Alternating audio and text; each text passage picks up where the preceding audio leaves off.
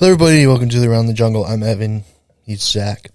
And today we're going to be talking about the Bengals 2025 schedule. Just got released last night. We're going to go through some of the games, some matchups we're looking at early on in the season, and then also talking about some of the Trey Hendrickson drama that's been surrounding the team for the last couple of months. But before we dive in, make sure to like and subscribe if you enjoy, and to follow us on Instagram and Twitter at Around the Jungle. Without further ado, let's dive into this schedule. Week 1, they play Cleveland, in Cleveland. Then Jacksonville, Week 2. Minnesota, Week 3. Denver, Week 4. Detroit, Week 5. Green Bay, Week 6. Pittsburgh, Week 7. Jets, Week 8. Bears, Week 9. We have a bye week on Week 10. Pittsburgh, Week 11, New England, Week 12, Baltimore, Week 13, Buffalo, Week 14, Baltimore, Week 15, Miami, Week 16, Arizona, Week 17, and Cleveland to wrap up the season on Week 18. Yeah. So they have, four primetime games. They're playing on Thanksgiving. That is awesome. I was so pumped when I saw that. That's probably, I think the two games that I am most excited for in the schedule would be the Lions game in October, and then the Thanksgiving night game. That is freaking sweet that we're playing on Thanksgiving night game. Now, it's the Ravens, so you know how those usually go. But It's going to be a high-scoring affair, hopefully. Yeah, it'll be a high-scoring affair, and we'll probably lose. But, it'll still be cool because it'll be a high-scoring affair probably. And it's on Thanksgiving, so that's going to be sweet. I got to get to bust out my Bengals jersey on Thanksgiving this year. Yeah. Have they ever played on Thanksgiving? Not to my recollection. No, not since we've been alive, I don't think, at least. But, yeah, that's pretty cool. I'm very excited for that. I've been excited for the Lions game since I found out that we were playing the Lions. I think that's going to be a great game, especially them coming to Cincy. I'm very excited about that. I will be at that game, so I'm pretty excited about that game. Let's see. Other things that stuck out to me with the schedule. Opening at Cleveland. Hate that. Yeah, don't love that. No. To be truthfully honest with you, as I'm looking at this schedule here, The first half of the season's rough. Yeah. Like, I'm, looking at the schedule here, if things don't change, if things go the same way that they have the past couple years, we could be staring hardcore at 0-4, 0-5. Yeah. Because, we're going to lose to the Browns. It always happens. Jacksonville, I think we could win at home. I think we could beat the Jags, but the Jags, I also think, could be a sneaky team this year. But with it being week 2, I do think I think we're going to be favorites because even if the Jags do kind of turn it on this year and they're sneaky, then it's still week 2 with a new head coach, new system, and everything. So yeah. I could see us winning that one. Minnesota's going to be a tough game just because. We'll just have to see how JJ does. Yeah. But I just think that'll be a tough game, just mostly because of Minnesota. Kevin O'Connell. Yeah. They get a good squad. And then, Denver on Monday night, that's going to be a heck of a game. I mean, Good we game saw what last happened year. the last time we played Denver, and we got, they got Bo Nix coming back with another season under his belt. I like the Broncos. I think the Broncos are a pretty good team, so that's going to be a good game as well. So and then obviously, you look at Detroit, but yeah, so I think we're looking at a pretty tough go of things right off the bat. If they don't right the ship that we've seen from the past couple of years, we could be staring at 0-4 again. Yeah. No, they're going to have to win some games that they're not going to necessarily be favored in. Oh, for sure. You have to have some upsets. I think another game that could be pretty good too. I mean, obviously you get, the Buffalo game's going to be a good game. But I think another game, Green Bay as well. Another game that I'm kind of circling, though, I think it's going to be a pretty good game. Well, it could be, depending how things go over there, is the Bears on November the 2nd. Yeah. I think that could be a really good game. That's the game right before the bye week. So I think that could be a very interesting game. Like I said, it all depends on how things go over in Chicago with Ben Johnson and if Caleb Williams can kind of iron things out after a shaky. I mean, by week 9, they should have most everything figured out. Yeah. Well, if Caleb Williams actually is the guy, I guess is more so what I was saying, which I think he is. I just think he had a up and down rookie year, which is, but I think that could be a good game. Yeah. as well. So honestly, I mean, I think you're looking at a pretty tough schedule here. Yeah. I mean, I think a good thing is that we are traveling the least out of every team, so that is going to seriously help with fatigue and just. I mean, you're traveling. You got like I mean, I think farthest we go is Arizona. Week 17. No, Arizona's coming to us. Oh wait, never mind. Yeah, I think the farthest we go is actually Miami. Yeah, Miami. So that's really good. We aren't even leaving. Well, actually, no, we'll be leaving the time zone, I guess, because Denver's the farthest we go. But I mean, still, it's not that bad though. I mean, it's we're not going out to like Cali and the Rams or Seahawks. Or I mean, like last year we went to New York and California in the same year, so I think this is pretty good news. Travel's great. You're not gonna have to deal with that crap. We're not looking at the Chiefs again in the regular season, which is that's good. I mean, it's the first time we haven't played the Chiefs probably in 3 years, 3 or 4 years. Yeah. So that's a good thing. It just sucks that we had to play like currently the best division in football in the NFC North. Yeah, that is kind of rough. Because it's like none of those games you can kind of not like coast, but like No. I mean, because there's really not a bad team in that division. I mean, the Vikings are probably, I would say, the worst team, but even then. Well, I mean, last year, all three of them, the three of the teams finished with, 10 plus wins? Yeah. So it's like. Yeah, you really can't, There's no, slouch game. No, we could lose all four of those. Yeah. And obviously, end division is always interesting, but I do think, if the Steelers don't get their quarterback situation figured out, I feel like. That could be a sweep. Them and the Browns are kind of. I feel like they're at their worst that they've been in a while. Yeah, I mean the Steelers still have a good team, and the Browns are the Browns. We always lose to them. Yeah, but I mean, if they roll into the season and Kenny Pickett or Shedeur Sanders or Mason Rudolph starting, I'm not super. Obviously, both defenses are really good, but I would like to hope that we would be able to beat them. I would certainly hope so. My only thing with the Steelers, it's kind of the same thing with the Steelers and the Browns, is just that defense. I mean, both of them, their defense is their strong point, and those will all particularly the defensive line. Yeah, those will probably be low scoring games. Yeah. Well, and that's always been ever since the Bengals, really in the Zach Taylor era, offensive line has really been our weakest link. And that doesn't really fare well in the AFC North, particularly with those two teams. So that's just why I truly think that's why we usually split with them. Yeah. Because if we shored up the offensive line, there's no reason we shouldn't at least sweep the Browns every year. Yeah. So I think both the Steelers and the Browns are really kind of relatively on the same level here. Yeah. The Steelers are better than the Browns, but it's a very similar situation. So, if things go well, you could be looking at a sweep from both of them. Yeah. I mean, Pittsburgh's offense looks drastically different than it did a year ago. I think it looks worse. Yeah. I mean, they got DK Metcalf, but that's pretty much it. Does that really move the needle? Yeah. They lost George Pickens. And does then, that really move the needle? if Aaron Rodgers does end up going there, I would say he's probably at the same tier as Russ was last year. I don't really think I don't think he moves the needle. Honestly. And then running backs Jalen Warren, who really has never been insane. He had a decent season once, but the Steelers' offense is atrocious. Which it's been atrocious for the last 2 or 3 years. But this year it's even worse because they don't have a quarterback at all, and I think their skill positions got worse. Oh yeah.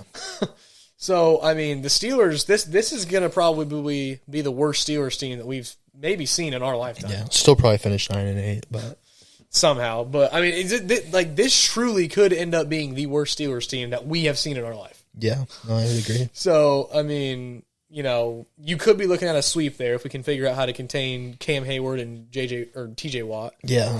Now they brought Sawyer, see how he does. Yeah. And they still have Alex Highsmith. Yeah. But I mean, I think honestly, I think with the Steelers and the Browns, I think worst case scenario we split with them. Ravens, I don't know. I mean, it really just depends how we show up to play. If our defense is better, I mean, if you give us a better defense last year, we sweep the Ravens. Yeah. So I mean, and the Steelers. Yeah. Or I mean, even if in the Ravens' case, if 2 plays go different, we sweep them anyway. So I'm honestly with the Ravens, I don't know. It's really hard to say. Honestly, I feel like with the Ravens games, it's honestly just going to be like who's playing better at that time. Yeah. Because both of the teams are so evenly matched, and like neither one really has much of a advantage. Like with the Steelers and the Browns, like there is a clear their defensive line clearly exploits our offensive line. You know, like that clearly happens every time we play them. But with the Ravens, that's not really the case. You know, there's not really a clear other than Burrow and Chase going for 400 yards and multiple touchdowns every time we play them. Yeah, there's really not it's a pretty evenly matched game. You know, so I think that one's a hard game to pick. I always say we split with the Ravens. I just always every time going into the season, I'm always just we'll split that because it's just such a 50-50 game. You know. Yeah, but I would like to see a sweep out of the Steelers and the Browns, though. I think that's realistic. It's realistic and it's possible, but it's just, you just never know. Because probably not going to happen. In the Zach Taylor era, it's been the same story of what team's getting off the bus this week. Yeah, pretty much. You know, so especially the first half of the season. Yeah. So it's really kind of just a flip of the coin. We win games we have no business winning, and we lose games we have no business losing. Yeah. So it's I don't really know, but it is good. The AFC North is always the toughest division, and then you're going to the NFC North, which currently is the best division. Yeah. So, we're not playing the Chiefs, but I think you're still looking at probably a pretty tough schedule. Yeah. I'm thinking if they can get to that Week 7 Pittsburgh game at home, and they can be 3-3. Mm-hmm.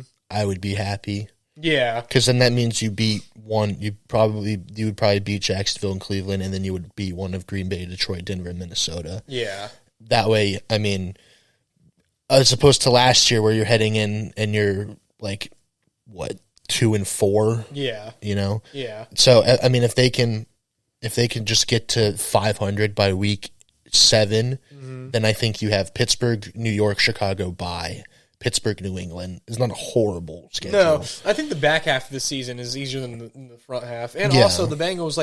No matter what the situation is, even last year when our defense was horrible, we always pick it up November and December. Yeah. So but if they can just stay afloat till then, then I think we have a good chance to have a pretty good season. Yeah.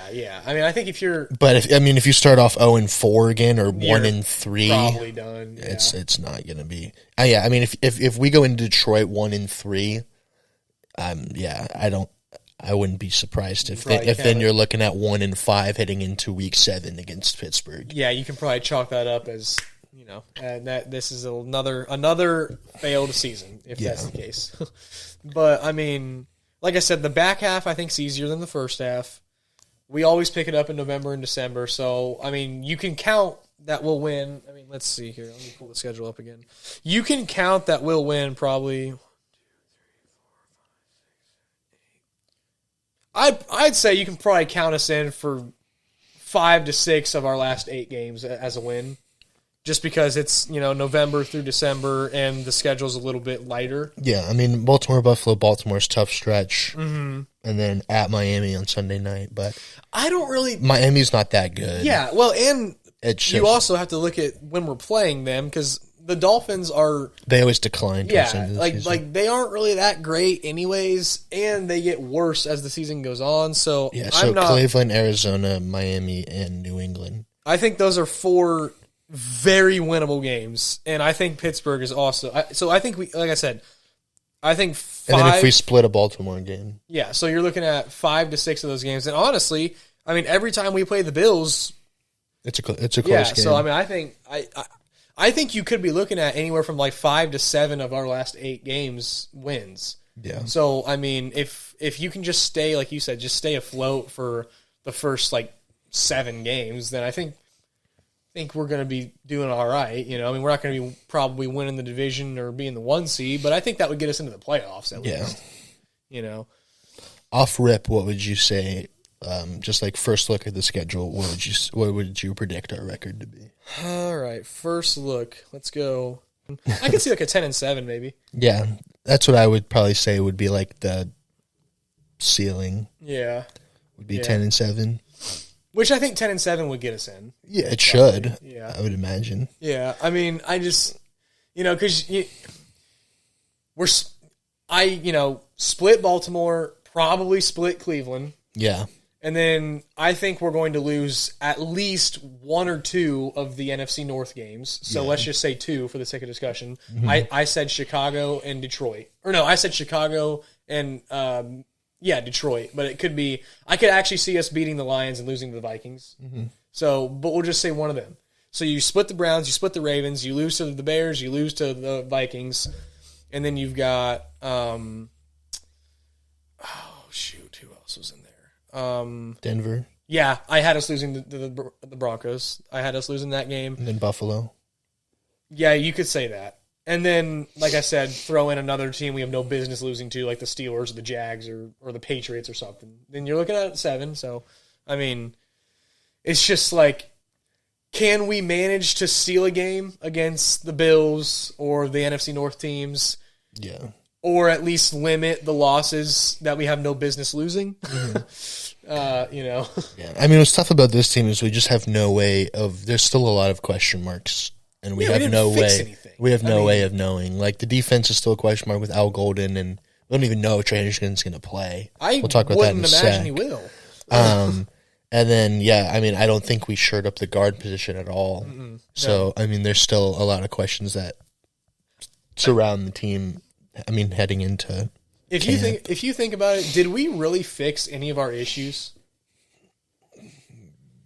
Not really. I mean, honestly, when you really think about it, we just kept Jamar and T from. Yeah, moving. I mean, outside of the Jamar and T drama, like they were already on the team, so get them out of there. But like the issues that we had on this football team, did we really fix them at all? The only one that I think that we might have. Improved on heavily was like the interior defensive line because we brought back BJ Hill and brought in TJ Slade, who I think can be good. Yeah, but I mean, I would say I'm hoping edge, but no, both of our edge rushers aren't signed yet. Yeah, neither of our guys have practiced at all. I mean, it's OTAs, but still. Yeah, I mean, we didn't really have a great offseason. Yeah, I mean, we didn't. And see that was what I was saying so much, and everybody was saying going into this offseason. If you're going to re-sign Chase and Higgins, which you needed to, you have to hit every offseason.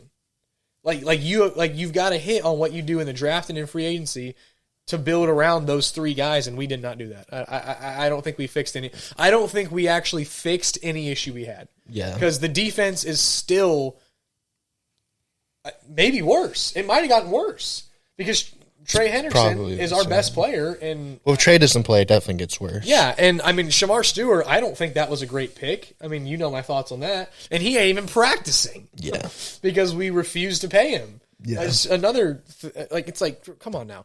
And, I mean, like you said, I mean, we brought BJ Hill back and we got the Packers D-tackle in there. So, I mean, we might have bulked up the interior defensive line. But, I think the linebacker core is at least deeper, but more unproven, I would say.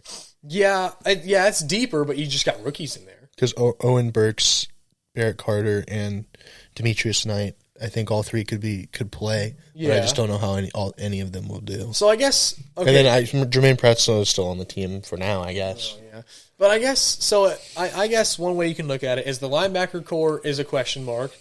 The defensive back room is literally the same. Yeah, which we did not fixed at all. We didn't really. That wasn't as big of an issue. No, but it would have been helpful to bring in a Justin Simmons or something. Yeah, they still can. They're not going to, but they still can. Yeah, but it would be helpful to have brought in a vet back there because we got a bunch of young, athletic DBs. Yeah, but we just yeah. So in my mind, the defensive back room is the exact same. It is. The linebacker room is a question mark, and the defensive line room, I think, might have got.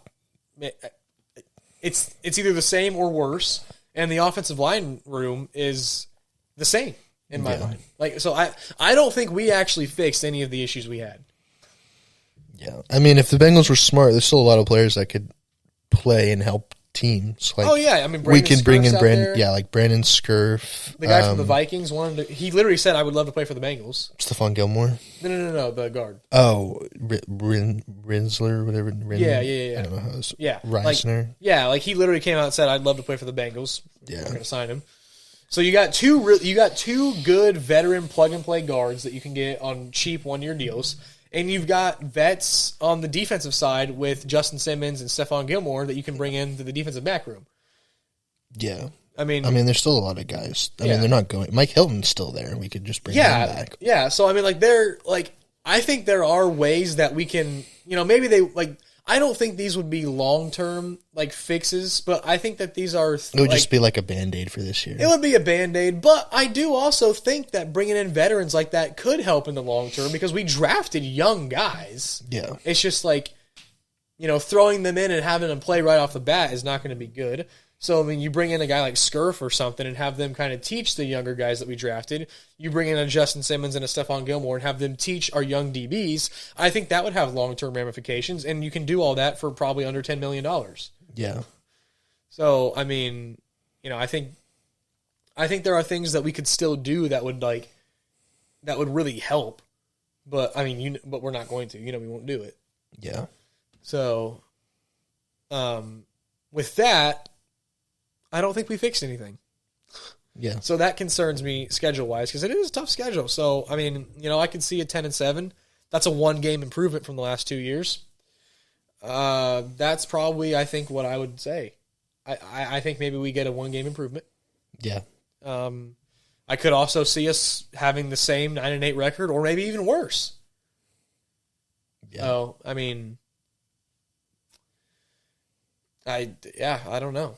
It's just such a hard thing to tell because this team under Zach Taylor is just... I like Zach Taylor. I'm just saying that this team is just so...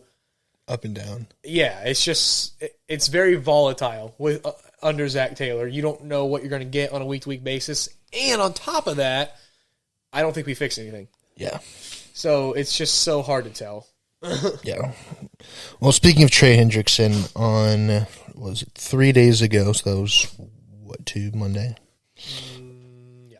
On Monday, he made a statement to ESPN saying, "No communication has taken place between my camp and the organization post-draft. The offers prior to the draft did not reflect the vision we shared and we were promised last offseason. If I continue to play at a high level. Coaches are aware of these past conversations rather than using collaboration to get us to a point to bring me home to the team. They are no longer communicating. I have been eagerly awaiting a resolution of the situation, but that's hard to do when there is no discussion and an evident lack of interest in reaching mutual goals." He also said that he will not play on his current deal.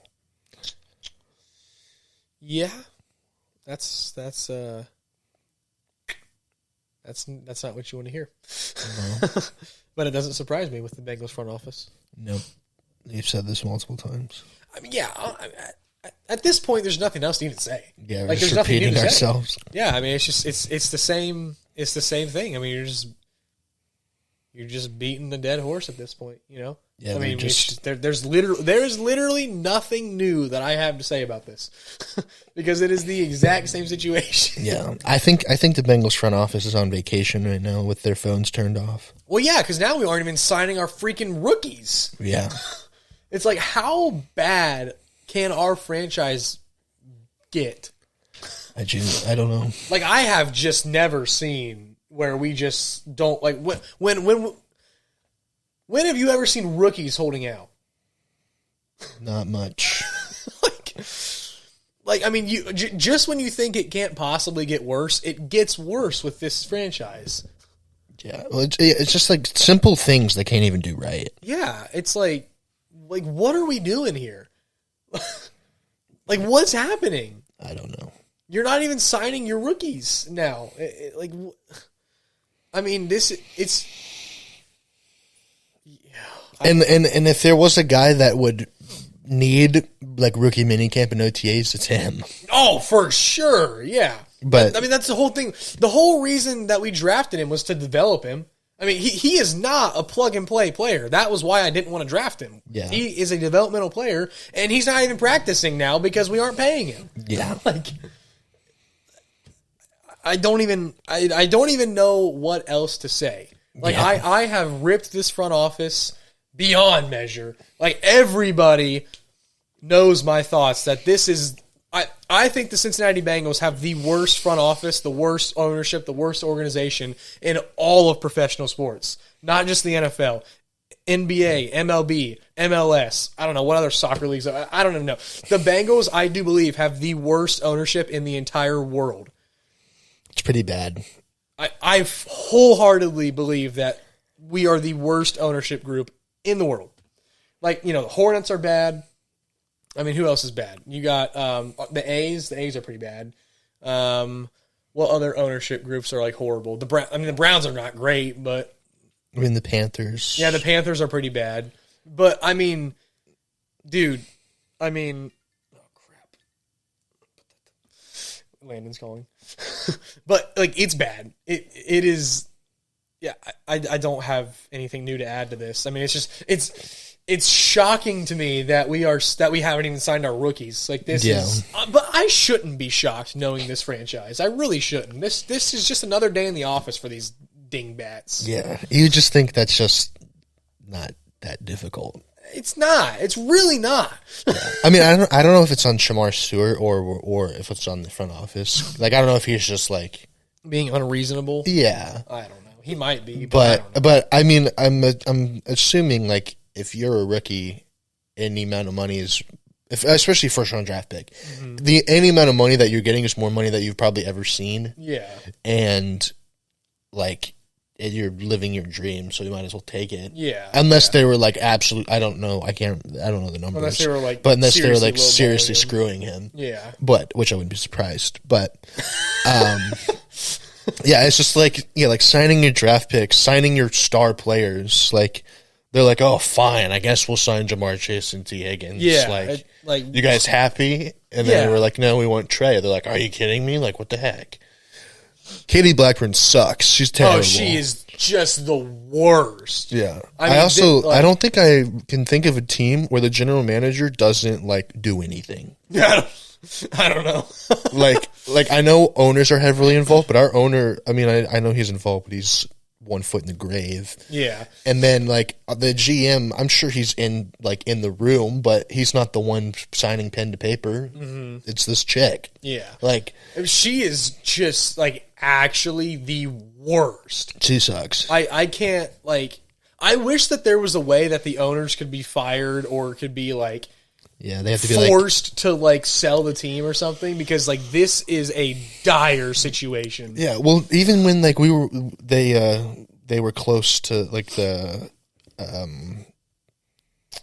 agreement with the county or whatever was up, she was like, "Oh, we can go anywhere." I'm like, "You don't say that." She's so you just don't say that. Yeah, I mean, that just pisses off your fan base more. They already hate you. Yeah, and then you just be like, "Well, we could leave whenever we want." It's I don't want to hear that. Yeah. That makes me seem like you don't care about anything that. I don't think she does.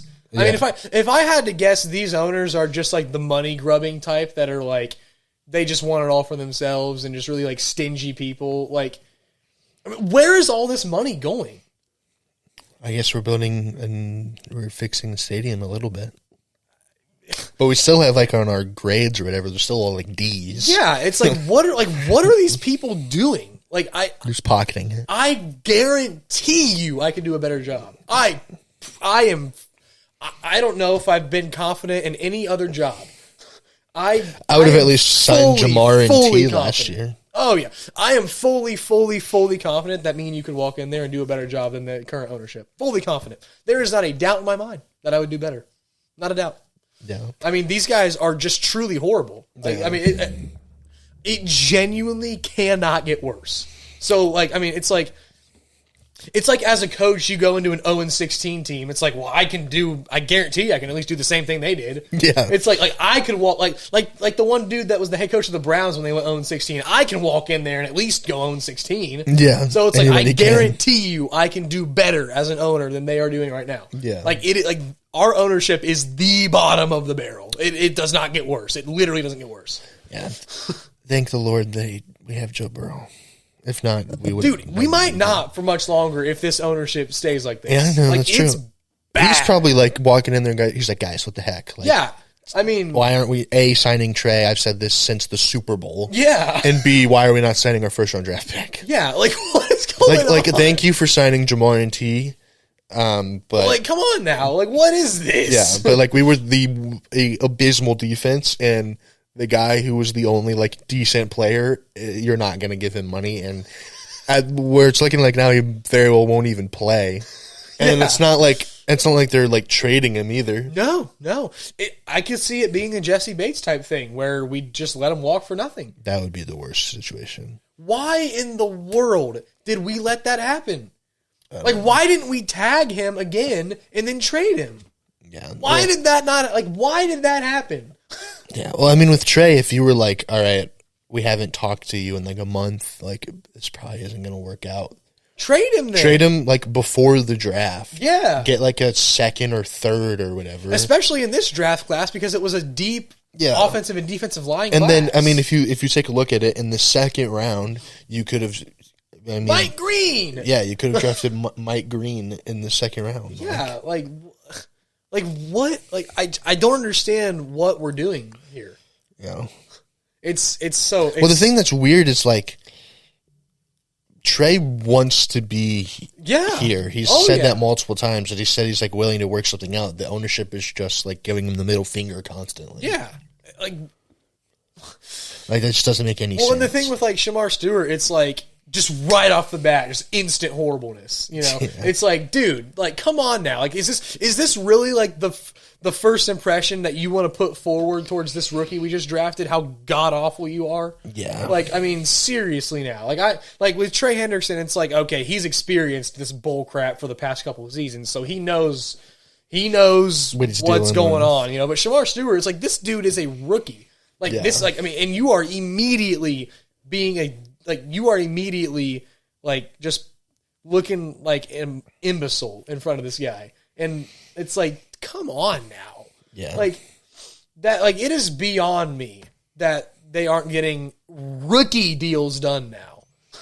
Yeah, I don't know. I thought that was pretty simple, but can't be worse. It cannot be worse. No. And I can't say anything else more about it. There's nothing else to say. I mean, it's broken record at this point. Yeah. But sign Trey Hendrickson, please. And sell the team, please. Yeah, so we don't go into another training camp with issues. But yeah, that'll wrap it up for us for this episode.